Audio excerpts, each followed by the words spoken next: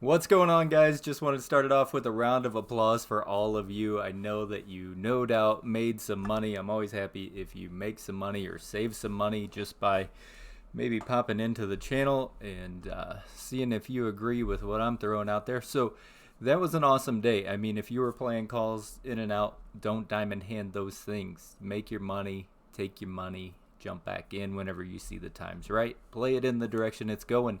Nice job. Even if you jumped in there as far as the after hours and pre-market yesterday, you guys, if you were just playing shares, you no doubt had some opportunities to make some money to the upside. That is amazing. Very nice week. I am recording this just a little bit soon, so we'll do some TA and stuff a little bit later on, but just wanted to go over what we're looking at. So looking for the close.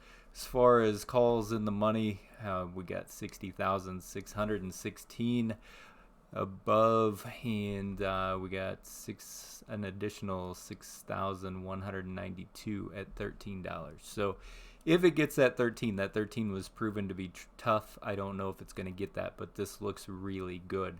So let's see what happens as far as all of that information goes.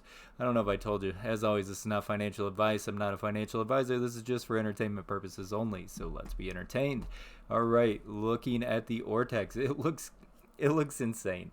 So it's been being protected very hard from getting a breakout around that $13 range, 13.20. We'll look at it on the charts just to pinpoint where it's coming in, probably the high, the recent high. But live short interest coming in at 48.41% of the free float, 33.62 million shares on loan, actually increasing according to Ortex as far as the live goes. Cost to borrow 50.77%, climbing fast. So that looks amazing. I like what we're seeing as far as all of the numbers go. What we got in the money, we'll see if they choose to fail to deliver or if they actually deliver. So this 1328 level was proving pretty difficult to crack through. If we would have got through 1369, this thing would have absolutely went crazy. But perfect rejected almost off of the... oh, hey, Jack says hi. Say hi, Jack. Hi. Hi, people. Okay, so anyway, we just got rejected off of the fib perfectly. Right at... what that? Yeah, 13, what is that candle at? 1324 was the high of the candle. So fibs are still playing out nice. So what I'm going to be looking for is it going to bounce at the 236, which is sitting right at $11.62. It can come back down there. It'll still keep us above this little area here that we don't want to get trapped in, which would be a perfect place to bounce as long as the markets stay strong come Monday. Now, we're going to probably need the markets to stay somewhat consistent. I mean, if there's a heavy sell-off, the shorts are going to just dogpile in here and just try to get it back down, because the natural move of the markets is going to probably bring a little bit of that money off the table. So that's their perfect opportunity to even hammer it down some more if they want to. But it's been being protected hard, high volume coming in on these red candles. So no doubt the shorts did jump back in trying to protect this breakout, because they know that things are going to get absolutely stupid if it gets above there.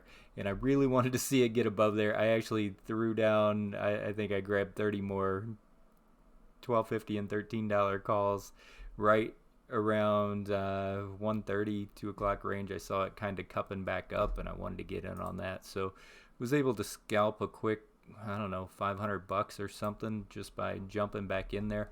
As of right now, I am closed out of my calls share position. I'm not holding anything through the weekend. We will see what Monday brings as far as the way I play. You guys trade however you want to trade. I don't care. Like I say, I don't get mad at anybody for taking money on this channel. That's what it's all about, is being able to take that money. Not talking about diamond hand, this type of stuff. This is Bed Bath and Beyond. It's not your two favorites that we all are probably diamond handing, but these are all just trades. They're plays. This is Bed Bath and Beyond. I wouldn't call it an investment. I wouldn't, be diamond handing and hoping that it hits the moon. But as of right now, we got some really nice setups. So let's see where this base is at the end of the day, and then I'll be able to come back and just kind of break down the TA a little bit for us. It is kind of setting a level that it's been bouncing off of somewhere around the 12 and a quarter range, kind of working its way down there. Is it going to break through that? It could break down from there, so keep an eye on how this bottom around 12 and a quarter is going. And then from there, obviously, I think the obvious bounce point is at $11.62. And then that would just drag us back into the box if it doesn't want to bounce there. And then, as long as markets are good, I'm not going to talk about the gap fill. But once I see the overall market start to turn, we're going to be focused on the gap fill. And then again, like I said, I don't care which direction you play it. So if it's sitting up here and we see the markets turning, we'll see if the direction calls for something different than the calls. So don't get trapped. Always, if you're up, if you're making money, take that money. Keep an eye on your stop losses. It's not something you want to hold. Keep that money free so that you can always play something else or play this one again whenever it bases. If you're seeing it approach your red-green threshold, you can always bail out green, jump back in whenever it bases, or you can set a reasonable stop loss and not be hurting too much. Play them smart. Don't give your money away. Don't be a victim of the market and have to be a spectator. We like to participate in the markets. We like to trade. That's how you make money. We don't want to watch a line whenever our account's red, and we can't do anything because there's no money in our accounts. All right, guys, awesome day in the markets overall. Very easy to play. I mean, everything chose its direction, and it was so easy to play the directions that things were going that there shouldn't have been much guesswork outside of, we had a little bit of volatility in AMC, BBBY, probably a couple other of the memes. They were bouncing around, but all of your main plays were probably just very directional oriented, and I think that they were going up.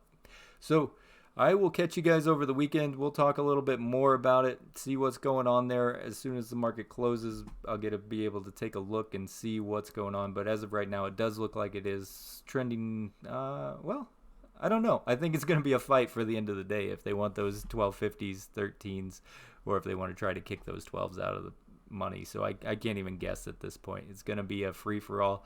I hope whatever happens is what you want to happen. I'll talk to you guys in the next one. Don't mind if you drop a like, or you can always leave a comment if you wish. Subscribe to the channel, whatever you want to do. As always, stay golden, people, and may your accounts stay green.